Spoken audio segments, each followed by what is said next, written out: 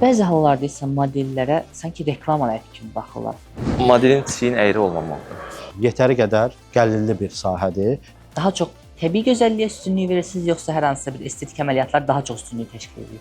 Əl beldə olaraq çiyin arxaya və bu gəzişdən istəyirəm. Yüngül. Modellərin reklam aləti olması fikri nə dərəcədə doğrudur?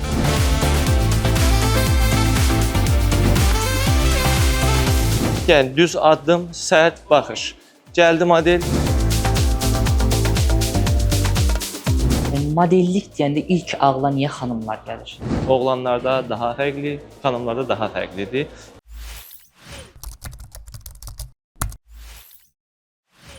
Öncəlik gəlin bu suala cavab tapaq ki, Azərbaycanda modellik hansı səviyyədə və bu bizi qane edirmi? Hal-hazırda əvvəlki illərə baxanda təbii ki də irəliləyişlər var. Bu yeni akademiyaların, yeni məktəblərin və yeni müsabiqələrin açılışından sonra irəliləyiş olub. Əvvəlki zamanlarda çətin idi bu sahəyə qoşulmaq, amma hal-hazırda demək olar ki, bir çox insan üçün əlçatandır. Sadə bir sual. Kimlər model ola bilər? Model olmaq üçün ilk öncə özgüvən, söhbət təkcə boy və yaxud da çəkidən getmir. Zaten insan istəsə, boy çıxma şərti ilə çəkini və yaxud da bədən quruluşunda bir çox dəyişikliklər eləyib fit bir quruluşa gələ bilər. Əsas istəkdir, inamdır. Yəni model sahəsində əsasən özgüvən ön sıradadır. Məsəl üçün biz müsabiqə keçiririk. Bizim müsabiqədə həm üz quruluşu, həm boy, həm də estetika daha çox önəm daşıyır. Bəs müsabiqələr zamanı daha çox təbii gözəlliyə üstünlük verirsiniz, yoxsa hər hansısa bir estetik əməliyyatlar daha çox üstünlük təşkil edir? Bizdə müsabiqəmizə qatılanların da, hətta siz özünüz də burada yəqin ki görəcəksiniz. Hər kəs tamamilə tam təbiidir. Bizdə estetik və yaxud da heç linzaya belə icazə verilmir ki, dəyişilsin göz rəngi. Cəmiyyətdə modelliyə qarşı stereotiplər formalaşıb da. Ümumiyyətlə bu stereotiplər sizə görə hansılardır və bu sizin işinizə necə mane olur? Sizin sualınızı anladım ki, sosial şəbəkələrdə model yazan şəxsləri, onlar tamamilə bu sahəyə demək olar ki, aid deyirlər. Ola bilər face model kimi özlərini təqdim edə bilərlər və yaxud da video blogger kimi, amma o tam modeli bir sahəsi deyil. Bizdə modellik üçün, məsəl üçün bizim öz məktəbimiz var, akademiyamız. Model ora qatılır, 6 ay orada təhsil alır, həm yeriş, həm podium, həm estetikanı və etik, onları öyrəndikdən sonra səhnəyə tam hazır olur. Yəni səhnəyə hazır ola bilməyən bir şəxs, yəni model adlandırmaq məncə düzgün deyildir. Modelliyi həm də bahalı sahə adlandırırlar. Ümumiyyətlə bu sahədə gəlirlər nə dərəcədə uğurludur, uyğundur? Təbii ki, bizim ölkədə bir o qədər də tam inkişaf etmiş sayılmaz.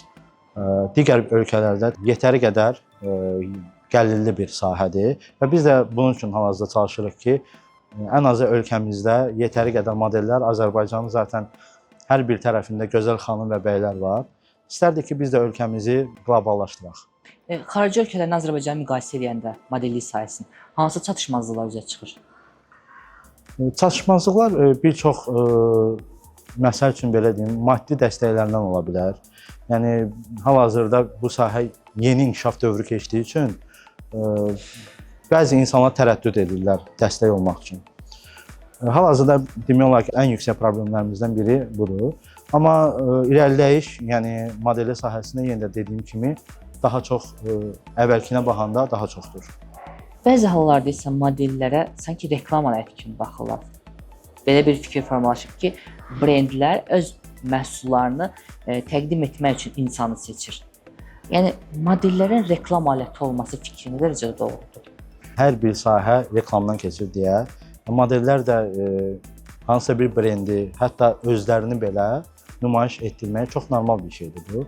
İndiki dövrdə hər bir şey sosial şəbəkədən keçir. Yəqin ki, bunun hər kəs fərqindədir. Yəni, bu çox bir normal bir vasitədir, mən düşünürəm.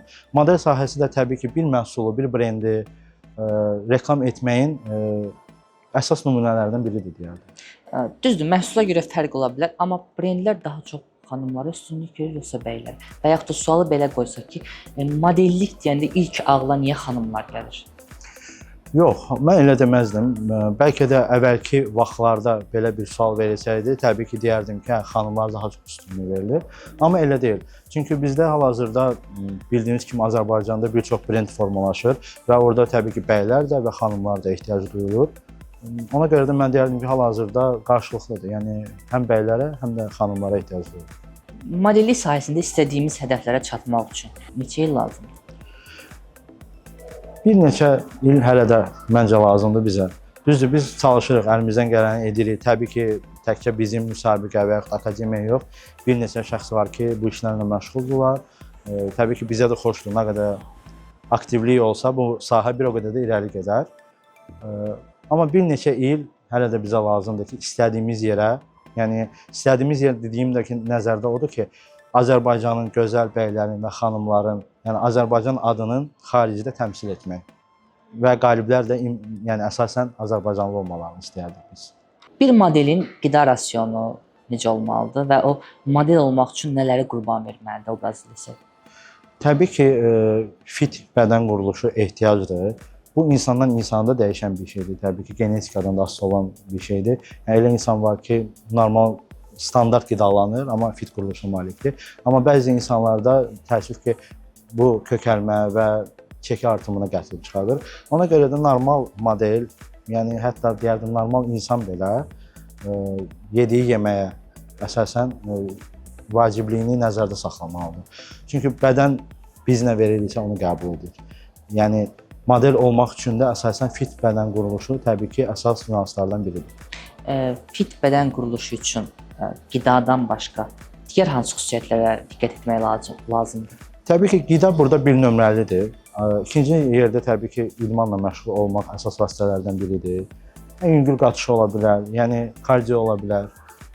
Məcbur deyil ki, bodybuildinglə məşğul olsunlar. Çünki zaten modellikdə bədən ölçüləri deyilən bir şey var.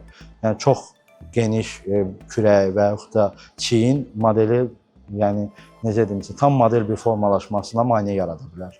Ona görə də standart, yəni kardiolar belə kifayət edə bilərlər. Modellik özü də bir sahədir təbii ki, amma digər sahələrlə müqayisələ təbii ki, çox geridə qalır. Yəni tanınma baxımından. Modellik sahəsinin tanınması üçün hansı addımlar atmalıyıq? Hal-hazırda məncə biz indi o addımları atırıq. Bildiyiniz kimi bir gün də bizdə tədbir olacaq. Bir çox şəxs bura gələcək və biz təqdim edəcəyik modelləri, brendlərimizi. Təbii ki, bizlə əlavə digər müsabiqələr də bu addımları hər il atsalar, məncə irəliləyiş olacaq bu sahədə.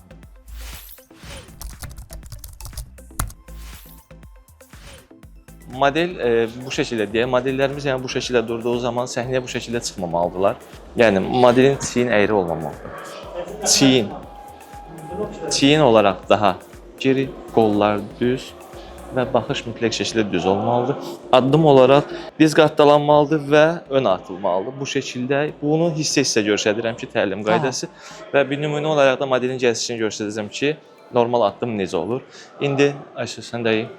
Getdik.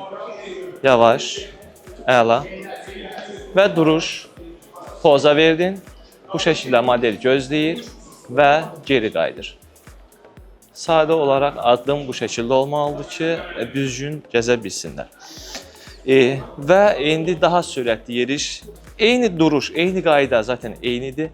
Sadəcə olaraq model biraz daha sürətli gəzəcək. İndi onun nümunə olaraq sizə göstəririk. Ayşə xanım, çiyin düz, düz baxış və daha sərt yeriş. Başlayaq.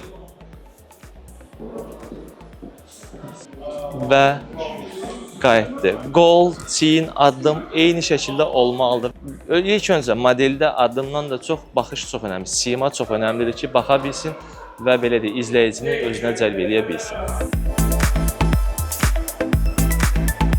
Əl beldə olaraq çiyin arxaya və bu gəzişdən istəyirəm. Yüngül model gəldi, tam ortada duracaq və dönəcək, geri qayıdacaq. Getdi. Tələsmədən dönəcək model. Əla, gəldi. Və bir də fırlanıb kameraya baxıb, baxdı və geri gedə bilər. İndi əl cibdə və çiyin qabağa sərt yürüyüş. Baxdın və qayıtdın. 1, 2, 3, getdi. Dur, qəşəng və qayıdış. Əla.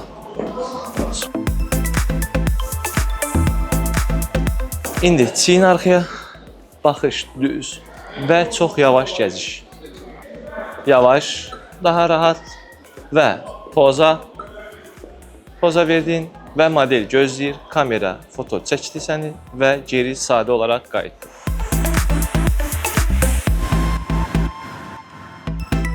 Bəylərdə qamət düz, yəni catwalk olaraq gəzmirik bunu. Yəni düz addım, sərt baxış. Gəldi model, düz baxdı, 1, 2, 3, sağ addımla da geri qayıdıb gedə bilirlər. İndi bir dənə model tək görsətsin. Hazır, 1, 2, 3.